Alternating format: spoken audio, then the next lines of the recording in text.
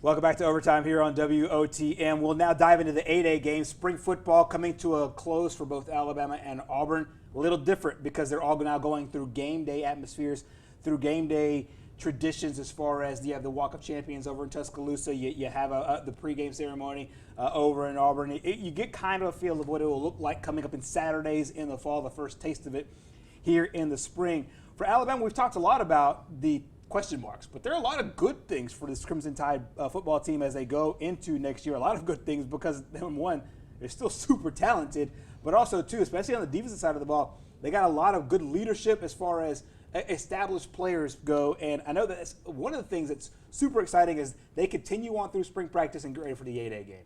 I just think that you have so much depth coming back, and people are concerned that don't know Alabama, don't know what's going. Say you're in Washington State and you're thinking, oh, Alabama not going to be as good as they were last year because they're losing everybody. I mean, they lose like 6, 7 key guys every year to the NFL draft.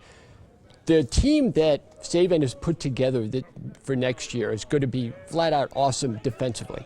Everybody 2 years ago was up in arms because Alabama had an off year defensively, which kind of had a tiny bit to do with the fact that they score so quick.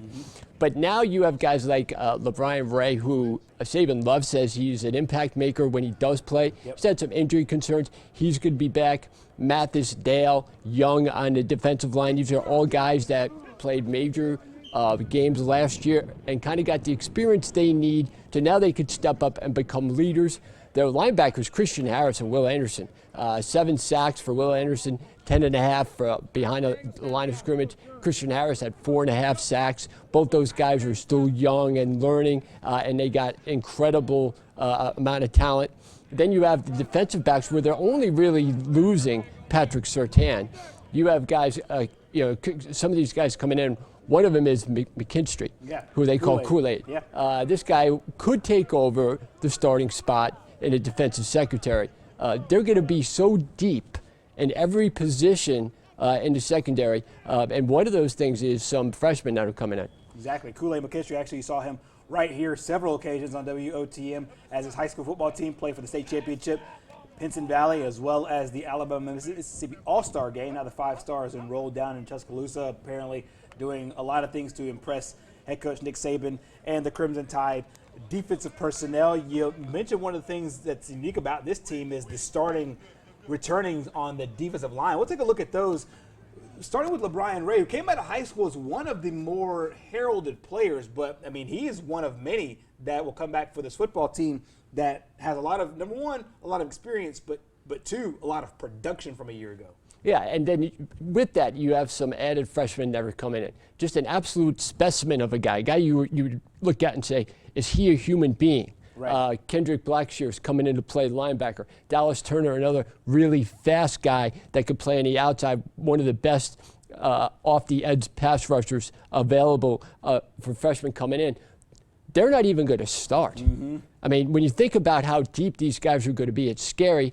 On offensive line, you have 3 starters returning, and then you have guys like Brockenmeyer, okay, who's an absolute beast. Then you have Latham, who's another beast, like 6'6", 300-something pounds. And these guys are going to be able to fill in spots on the offensive line, probably be able to compete for a starting spot. The depth and the talent that they have is scary.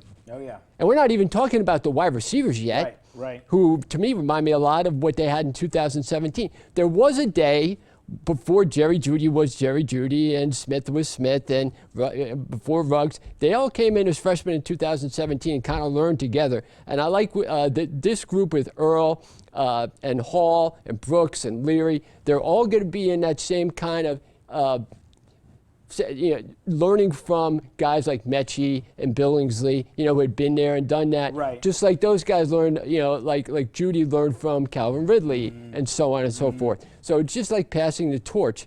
If I'm in the SEC and I see these guys lining up against me, the second and third team I would probably have a hard time beating. Never mind the first team. And the way that these guys now keep getting put in and put out, every second on the field there's going to be guys who are very fast, because Alabama has incredible speed with some of these freshmen and some of these returning starters. And on offense, they're not really losing anything as far as speed. It's just a matter of experience And can Young be able to get these guys the ball and put up the type of numbers that Mac Jones did? He's going to have the talent ready on as far as wide receiver. And big reason why some of these guys haven't really stepped out yet in the spring is because there's some injuries on the offensive line, and the defense is just so dominant. That's right. So you don't have that many seconds to pass the ball right now. Probably going to be the worst it's ever going to be for him, for Young, a quarterback. He's probably good.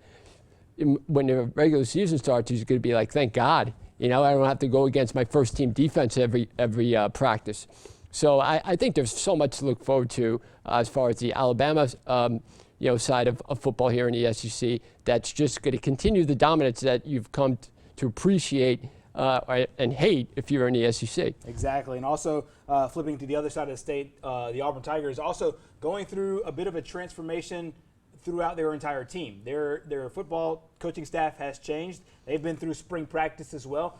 And their spring practice is obviously a little bit different because everything is new. It's not like the veterans have a leg up on the younger guys. Mm-hmm. Not at all, because everybody's learning a new thing right now. So everybody's kind of on the same page. The only thing that the veterans have is college football experience. There's a lot coming back for Coach Brian Harsin and his crew. What are some of the things that Auburn fans will be watching for this week? I know we'll dive into the defense a little bit, but mm-hmm. I mean, I think that there's a lots of points of high expectations for this football team as they move forward. Well, I mean, you have the new head coach, Derek Mason. He says he feels like a kid in a candy store mm-hmm. when you look at some of these. Some of the things he'll be able to do, especially on a defensive line. We're going to see one of them coming up, Colby Wooden. He's a guy that played at 268 last year. Right. He's now up to about 280 that he wants to play. He's got a guy that has tremendous speed. Derek Hall is another guy that's making a name for himself mm-hmm. on a defensive line. So I think that you're going to have a lot of versatility on defense that Mason can take advantage of. Exactly. Colby Wooden met the media today talking about what he is seeing in the change of scheme between the 3-4 and the 4-3. Last year we was in a 4-3. We switched to a 3-4. So being able to show my versatility that I can play in a 4-eye or a 3 or even a 2-eye sometimes. Just being versatile and showing what I can do. But the defensive line, we're just working hard. Just keep grinding every day. We're just out to show that, hey, we can dominate in any position, any formation, any scheme that we need to be successful in. It's been an up and down year for the Atlanta Braves so far this year. We will discuss that coming up next here on Overtime.